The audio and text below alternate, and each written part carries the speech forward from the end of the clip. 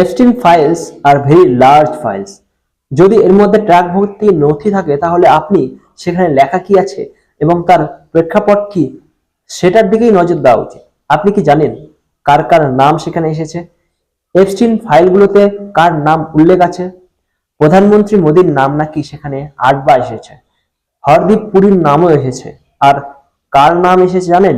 মহাত্মা গান্ধীর নাম এসেছে 25 বার, নেলসন ম্যান্ডেলার নাম এসেছে, রাহুল গান্ধীর নাম এসেছে 6 বার, সোনিয়া গান্ধীর নাম এসেছে 4 বার, আর প্রিয়াঙ্কা ভাদ্রার নাম এসেছে 1 বার। আসলে প্রিয়াঙ্কা ভাদ্রা নয়, ভাদেরা। এটা নাকি কোনো সে এক সিইও, তিনি ইমেল করেছিলেন। মোট কথা আমি আবারও বলেছি, যে নামগুলো নিয়ে এত নাটক করা হচ্ছে তার টেক্সট আর কনটেক্সটটা বোঝা দরকার। আমি নাটকই বলছি কারণ এখানে বিষয়বস্তু শূন্য, নাটক 100%, যেটা কংগ্রেস পার্টি করছে।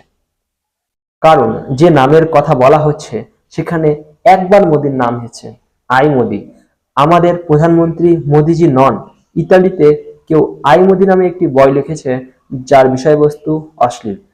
এখন সেটাকে ভারতের সঙ্গে জুড়ে দেওয়া হচ্ছে। তৃতীয়ত, একটি ইমেল আছে যেখানে প্রধানমন্ত্রী মোদি অবলিক রাহুল গান্ধীর নাম আছে।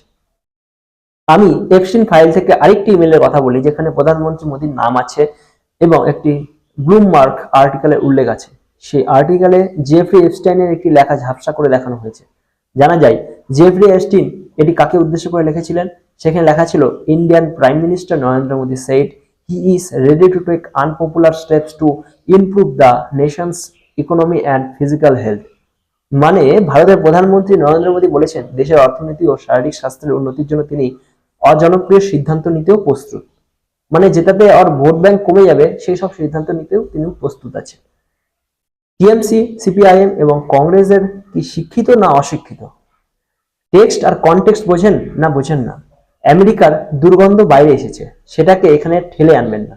এপস্টিন ফাইলের মাত্র 3% যা প্রকাশ পেয়েছে তাতে একটাই বিষয় প্রমাণিত হয়েছে, পশ্চিমের তথাকথিত সভ্য সমাজের আসল চেহারা বেরিয়ে এসেছে। তাদের দুর্গন্ধ প্রকাশ পেয়েছে। ভারত যদি কিছু শেখে, বোঝে বা কিছু গ্রহণ করে তাহলে সেটাই করা উচিত। আমেরিকার একজন সমাজ বিজ্ঞানী আছেন রবার্ট পুটনাম। তিনি বলেন, America is bankrupt in social capital. মানে হলো আমেরিকা সামাজিক পুঁজিতে দেউলিয়া হয়ে গেছে। Calling it depleting social capital of America. Epstein file সেটাই প্রমাণ করে। যে দেশটিতে নতুন প্রজন্ম আদর্শ হিসেবে ভাবতে পারে সেই দেশ সামাজিক পুঁজিতে দেউলিয়া হয়ে গেছে।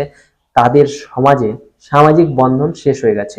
সেই কারণেই এই মেয়েদের সঙ্গে এমন ঘটনা ঘটেছে। আরেকটি বিষয় বোঝা দরকার, রাহুল গান্ধী বিদেশে যান এবং সেখান থেকে একটি টুল কিট নিয়ে আসেন। এখানে তারা বাইরে থেকে আরেকটি টুল কিট ভিতরে আনার চেষ্টা করছে। আরো একটা কথা বোঝা দরকার, বিশ্বে 3 ধরনের যুদ্ধ হয়, অস্ত্রের যুদ্ধ, ভাবনার যুদ্ধ এবং মূল্যবোধের যুদ্ধ। আমেরিকা অস্ত্রের যুদ্ধে জিততে পারে কিন্তু ভাবনা ও মূল্যবোধের যুদ্ধে সে হেরে গেছে। এপস্টিন ফাইল সেটাই প্রমাণ।